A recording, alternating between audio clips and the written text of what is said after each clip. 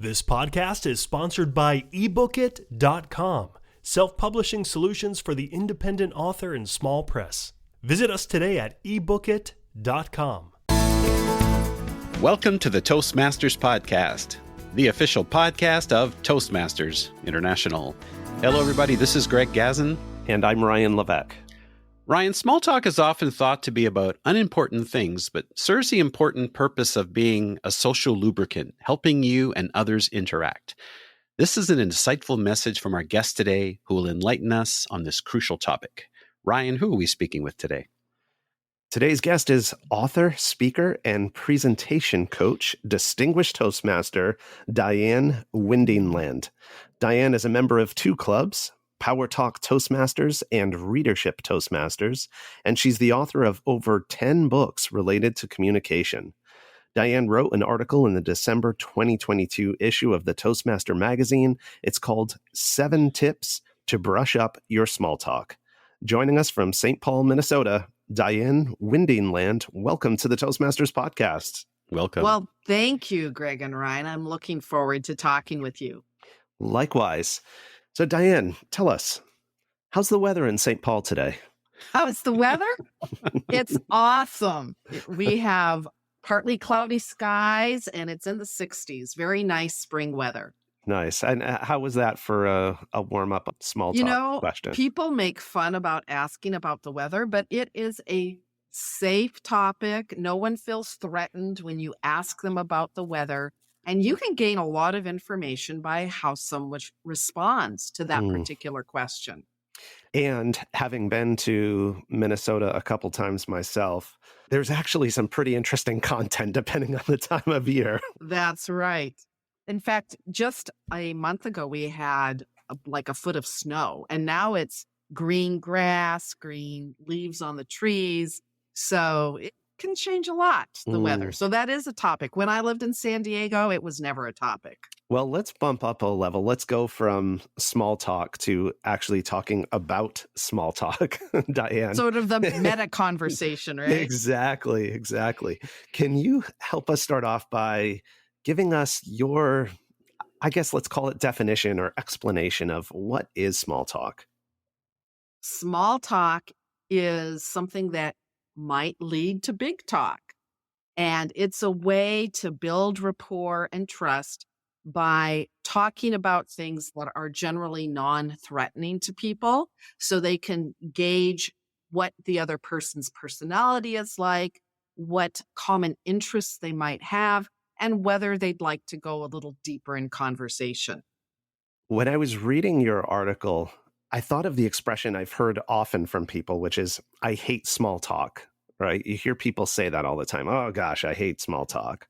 But as I read your article and your definition of it, I sort of put on the lenses of a anthropologist. It almost seems like a way to test for permission to engage further. It's almost like an unconscious thing that we're not fully aware necessarily the reason where we're doing it, but that seems to be the adaptive value of it. Would you agree? I would agree. And I'm thinking about when you're stuck sitting next to somebody on an airplane. And sometimes you make small talk with them, sometimes you don't. You can really quickly catch on if they're open, even by if they've got earbuds on or headphones, or if they're reading a book. That's pretty much the signal. They're not going to want to make too much small talk. But you are sitting next to that person sometime for hours. So to have a little bit of a small talk volley near the beginning kind of gives you a clue as to, are you going to enjoy sitting next to this person, or should you just put on your headphones? Oh, so you start by saying something maybe when you get to the seat, and that's your seed as to whether or not you should pursue any conversation or not. Is that where you're coming from? That is true. Although some people don't want to engage in small talk for various reasons. For example, my husband is hard of hearing, and on an airplane, having a conversation is pretty much impossible for him. So we don't even sit next to each other when we fly together. We both take aisle seats, and he does not engage with people in conversation. So he's sometimes amazed that I could have a 2-hour conversation with a stranger, but that doesn't happen that often. Diane, growing up, I was highly introverted and I avoided small talks at pretty much all costs. I mean, I was shy, but then I was thinking back when I was preparing for our conversation and I thought, maybe it was because I thought that nobody wanted to talk to me, or I thought that I had really nothing interesting to say. Is that some of the reasons you're hearing that people avoid small talk? For sure. And I will let you know that I was not always good at small talk. I was an engineering student and then I graduated and had a job as an engineer. My husband was an engineer and all of our friends were engineers. A group of people not especially known for being good at small talk. And I was not. I would avoid people at work. I would duck into the restroom so I wouldn't have to talk to them. So I think it's pretty common that there are a lot of people, introverted or otherwise, who aren't that comfortable with small talk. A lot of us grew up with our parents instilling a fear of strangers in us or a fear of the unknown. And then there's like the fear of rejection or being boring or looking stupid, which is some of the same reasons people have a fear of public speaking as well. So it's pretty common. And of course, now over the past, let's say 15 plus years, we all have this device in our pocket that as soon as a little bit of a lull or awkward moment comes up, people tend to pull it out of their pocket and immediately they're glued to this device. And it makes me wonder, Diane, do you think smartphones are making small talk become a lost art? I would say to some extent, because I know plenty of people, especially some younger people, who, if you want to call them, they would consider it rude if you didn't text first to kind of forewarn that you want to have a conversation.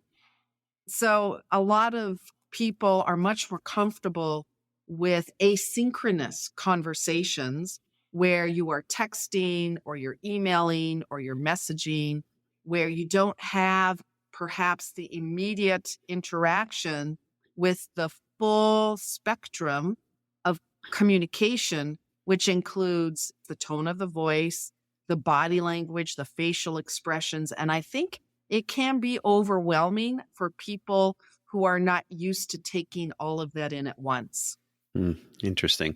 I was at an event recently, and I recall when we got there, the doors weren't yet open. And I remember in the past, it would be everyone who was there sort of queuing up. Everyone was talking to each other.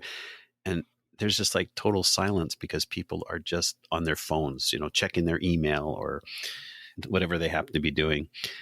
I'd like to look at the other side of it, where sometimes you are engaged in small talk and they just go on and on and on. Perhaps you're hearing about all the trials and tribulations about what happened on the way there. How do you get away from that? That can be tricky when you are stuck in a conversation and you would like to exit. Now, it sort of depends. If someone is telling you a tragic story, to just leave would be awkward. So I believe the best way to exit a conversation is, they take a breath and then you interject some words affirming what they just said. And then you can say something like, it's been great talking with you about whatever, or, that was such an intriguing story. And then move on to the phrase, please excuse me, or excuse me, and then give a reason for your exit. Like, excuse me, I need to talk to so-and-so before they leave, or excuse me, I need to stop in the restroom. Just have some reason that you need to exit. That's not, I need to leave because you're boring me to death. You don't want to say that. You can also introduce them to someone else. Yesterday, I was on a boat cruise. I was stuck on the boat with these people, but I wanted to talk to other people. So I simply introduced them to someone who was walking by. And once those people started talking, I just kind of like, excuse me, I got to go. And it was smoother than just leaving. So introduce them to someone else, try the please excuse me, and have a reason for leaving. Those would be two things I'd probably try. I love the way you said, I need to talk to someone before they leave, as opposed to I need to talk to someone to get away from you. I need to Right. talk to someone before they leave. That sense of urgency. Yeah, I could not do that on the boat, though, because nobody was going to be leaving. Well, before So the I- boat sinks. Right. Oh, there's always, I got to go to the restroom. Yes, that's true.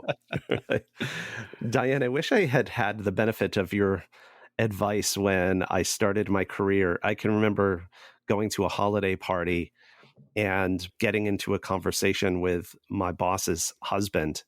And once that conversation began, it did not end until the party ended.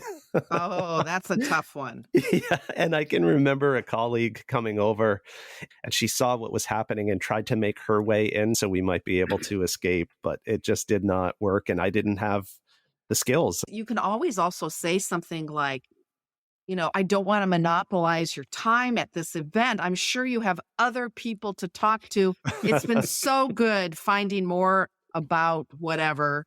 And then you can say, let's meet up later or something like that. You can take it on yourself. I don't want to be monopolizing your time. Right. And don't pause for them to say, oh, no, I have lots of time. Yeah. Right. Yeah, it was so funny. But, I wonder sometimes in those situations, I think for people who are maybe socially uncomfortable, there's a sense of safety. Like I found someone that I can settle down with for a while here and avoid the awkwardness of trying to barge into another conversation or strike up another conversation. And that's where having somebody like a wingman or wing person, like a spouse or a friend at an event, can be very helpful. They can introduce you to other people. They can cut in and join a conversation. And they can help you be better at small talk just by having someone to bounce other conversations off of. I was just thinking your other point about the handoff. I've been at, I'll call it the victim end of that before, where I'm passing by and someone stops me and says, oh, Ryan, you should meet Greg here. Right. And then they make a quick exit. And I knew exactly why they had just made that introduction. And it had nothing to do with the positive value of the two of us meeting. Well, so that's where, if you really want to be smooth, when you make the introduction, you give a reason for the introduction. Like I might introduce someone to Ryan. I might say, oh, you've got to meet Ryan. He is so into blockchain and crypto. I don't quite understand it, but I know that's something you're interested in. So you can have a reason for introducing two people. It's much smoother. Yeah, I can see that. And helps them know where to begin the conversation. Right. As well. Right. Yeah, really smart. Okay, so we talked about running away. How about finding a way to break the ice? Diane, in the article, you have this 4-step process, the CAAA. To me, when I first looked at it, I thought it was like the Canadian or American Automobile Association, but you have this acronym. Can you maybe share a little bit about what that is and how it works? Sure. The C is to comment positively, typically, on something that you observe or something that you have in common. So, for example, I was at a surprise birthday party on Saturday night and lots of people I didn't know. And so there was a woman there and I just said, it's so great that Brent, that was the birthday person's husband, organized this surprise party. How do you know Jacqueline, who was the one having the surprise birthday party? So I commented that it was great that Brent organized this. And then I went into the second part, which is to ask an open-ended question, a question that cannot be simply answered with one word or with a yes or no. And then, she told me that she and Jacqueline were part of a stepmother support group. And I said, that's fascinating. I've never heard of that before. I bet there are a lot of unique challenges of being a stepmother. And so I'm affirming, what she had just told me. That's the second A. And the third A is to add, to extend with your own experience and then ask perhaps a related question. So then I said, my dad remarried when I was about 18. And that was a little challenging taking on a stepmom at that age. What are some of the challenges that you've experienced as a stepmom? And so then I just, encouraged her to talk a little bit more. So the CAA approach is to comment positively on something you observe or have in common, to ask an open-ended question, to affirm or paraphrase what they just said, and then to add, to extend with your own experience and perhaps ask a related question. Diane, I'd like to ask you a little bit more about that second A, affirm. And I'm going to be a little bit tongue-in-cheek here. When I read the article about listening to their response, ideally paraphrase what they said, you just did it really smoothly. But in my mind, I was hearing it, to use your example, as something like, oh, I understand you're a step parent and you recently joined a step parent support group. How fascinating. Which of course sounds really mechanical. So what tips can you give us of how to paraphrase without it seeming like you're just checking off a box on a list? Well, part of it is not just what you say, but how you say it. And that is your whole body language, facial expression, tone of voice. Like the way you just said it was a bit mechanical. And, but if you say it with enthusiasm, like, wow, so you're part of a step parent group. How does that work? Or whatever you just said, but just to say it with like some enthusiasm, some like true curiosity, right, rather than just like the checkbox mentality. Yeah, that's great. I find sometimes you feel like you're being interrogated. I know in the article you gave the example, instead of saying, are you married? You might say, tell me about your family. In my situation, it's happened many times where it's like, do you have any kids? Or even better, how old are your kids? And we never had any kids. I'd look at people and they would have this weird look when you said, well, no, we don't have any children. And I used to feel awkward. Now, of course, I just kind of roll my eyes to myself and go, here we go again. So I guess it's a sort of a two-part question is, one, how do you come up with the right questions like these to ask? And is there a polite way of saying to people, don't ask me these kind of questions? You need to learn from Diane on how to do small talk properly. Well, so when it comes to asking questions, I say learn from your mistakes. So you may discover that you've asked a question that is an awkward question. And if it is obviously an awkward question, you can say, oh, we don't have to get into that, or you don't need to answer that. So like on this boat cruise I was on yesterday, there was a gal, I asked her how it was going. I hadn't seen her in a while. I did know her. And she said, well, I got suspended from my job and then I got fired. And well, she told me that. So I said, how did that happen? And then I'm like, oh, if you don't want to tell me, it is fine. But then she proceeded to tell me, but I realized I maybe have asked an odd question. And so I backed away from that. Or if she'd acted like, very awkward about it, I'm like, you know what? We don't need to talk about that. So if you realize that you've asked an awkward question, you can back off from your question.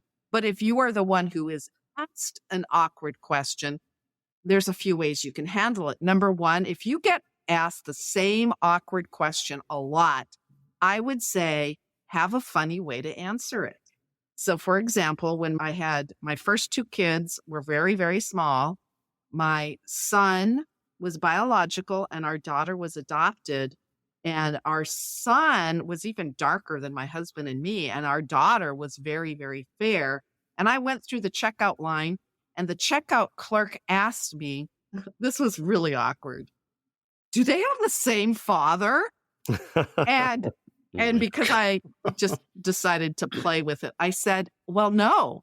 And I left it at that. I'm like, it was a really weird question, but I don't need to go into any details. And I would never, if I were in a conversation with somebody who I was going to be talking with for a while, I would say, well, no, but it's not what you think, and just go on. So you might have a cute answer to something that is a frequently asked awkward question, but you can also say, I don't really want to talk about that. Let's talk about something else. I mean, that's perfectly fine to say that you don't really want to talk about something. Or, people ask me that all the time, and I'd rather talk about other things, maybe more interesting things. So you can honestly deflect it, or you can ask them the same question back. Like, do you have children? And just get them talking and let them respond. Diane, your article gave me a term for something that I've been doing for several years, and it just happened not that long ago. I met up for lunch with a friend from high school. As I was driving to meet him, I was taking stock mentally of like, what's happened since I've seen this person? What are some of the things I've done professionally, socially, that might be interesting to talk about? This term of a conversational resume. I wonder if you could talk about that. And is a conversational resume, is it actually a document or just sort of a mental list that you keep? Well, first of all, it is not a term that I came up with. In writing the article, I had interviewed Patrick King, who is the author of Better Small Talk. And I do believe that the Toastmasters magazine editorial people actually, I think, interviewed him or wrote their own article about the conversational resume. It can be a document where, very similar to a job resume, you can add interesting things in your life, things that you value, stories related to things that you value, and then just review them before you go into a networking situation or with someone you haven't seen for a long time. So that's basically what it is. I don't have a written out conversation resume, but I do think that would be an appealing exercise for a lot of people to think about, what do I really value in life? Where did I learn it? What are some experience I've had in my life that have made a huge difference? And, just to even think about those things, they also make great Toastmaster speeches as well. If I could add something just that I think more people could do, if you know you're going to be talking with some specific people, like I knew I was going to be talking to you two, do a quick internet search or just go on LinkedIn and find out some talking points for people. Like with Greg, there's so many things I could talk about with Greg. We've both been district governors, very involved in Toastmaster. He lives somewhere cold. I live somewhere cold. He wrote a book, a children's book. I mean, we could talk about that for a long time. And then I looked at Ryan's LinkedIn and I'm like, ooh, this would be tricky. Freelance content writer for blockchain, crypto, and Web3 projects. Stuff I don't really know much about. But there were other things I knew. But just as an interesting thing, and this is something fairly new that people could try, Chat GPT. You could find great conversation questions and answers. Like, so I put in, just as an example here, what are some small talk questions I could ask a freelance content writer for blockchain, crypto, and Web3 projects? And then within a second, ChatGPT came up with 10 possible questions that I could ask you. Like, how did you become interested in blockchain, crypto, and Web3 projects? That was number 1. And like number 7, have you had any memorable experiences working with clients or projects in this space? Yeah, I mean, so there's like, it came up with 10 questions that I could use in conversation to get you talking. People think you're a great conversationalist when you get them talking, even if you don't say a lot, but you just add the body language, the nods, the ahas, an occasional comment related to what they just said. They think you're a great conversationalist. I think I'm going to put you on speed dial, Diane. Just get ChatGPT up on your computer and you can have answers and questions for anything. What a great tip. I love it. Thanks for that. And just a reminder, folks, there's an article written by the Toastmasters magazine staff on conversation resume, and you can find that in the December 22 issue of the Toastmaster magazine as well. Diane, there's obviously certain topics that we want to avoid. I don't think we need to go into detail on those, but are there some that may not necessarily be as obvious?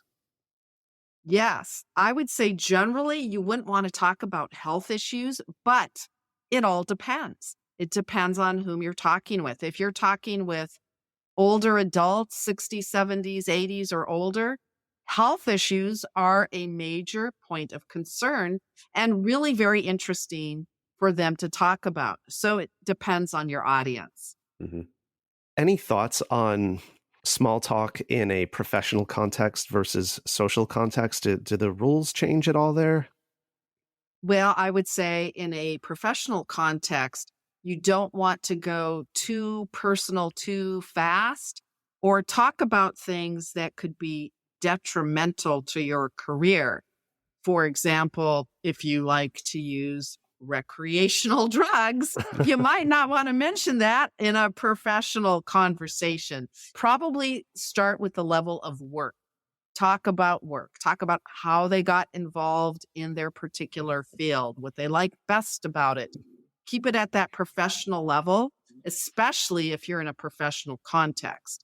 Now, if you're at a social party, you might go a little deeper than that, but there's ears all around if you're in a professional context, and other people may hear what you're saying in addition to the person that you're talking to.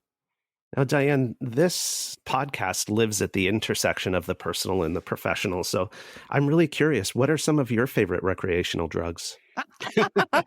I'm also wondering, should we use the term drugs or should we use maybe recreational substances? You're so politically correct, Greg. I think we try, right? Yeah, we try. Diane, as you know, Toastmasters is a global organization with lots of different peoples and cultures and countries.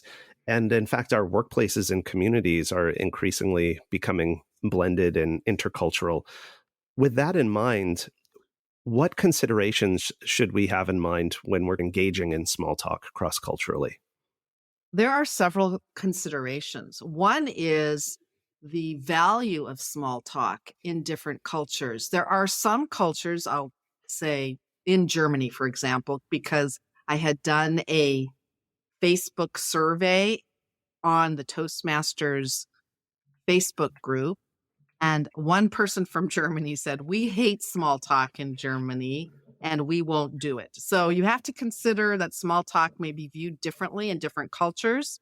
And then you have to consider what's acceptable small talk in different cultures as well. In some cultures, being a little bit casual with a boss would be considered inappropriate or impolite, or to express your feelings in front of a superior might be seen as bad form. If you're not familiar with a culture, you might want to do a little bit of digging, go online, talk to somebody in that culture, and find out, are there any inappropriate topics, or what would typical small talk be like for that culture? Well, that's certainly some sage advice, Diane. Thank you so much for that. And folks, if you've enjoyed this episode and you've taken away a lot of golden nuggets as we have, I encourage you to share this episode with family, friends, and other Toastmasters. You can find the Toastmasters podcast at toastmasterspodcast.com, toastmasters.org, Google, Apple, Spotify, and everywhere you get your podcasts. Ryan? We also want to remind our listeners to check out Diane's article in the December 2022 issue of the Toastmaster magazine called 7 Tips to Brush Up Your Small Talk. And Diane, can you share with us and with our listeners, what's the best place for us to connect with you online? Probably either LinkedIn or my website, virtualspeechcoach.com. I mentioned earlier that you're the author of 10 plus books on communication. Is there one you'd like to tell us about? Probably my most recent book, which I published about a year ago, is Impromptu Speaking, 10 Strategies to Think on Your Feet Without Tripping Over Your Tongue. And impromptu speaking is very important in small talk because you usually don't have it all the way planned out. And your first book is related to this topic, right? It is. Small Talk, Big Results, published in 2010. Amazing. Diane Windingland, thank you so much for joining us on the Toastmasters podcast. Thank you for having me. It's been a pleasure.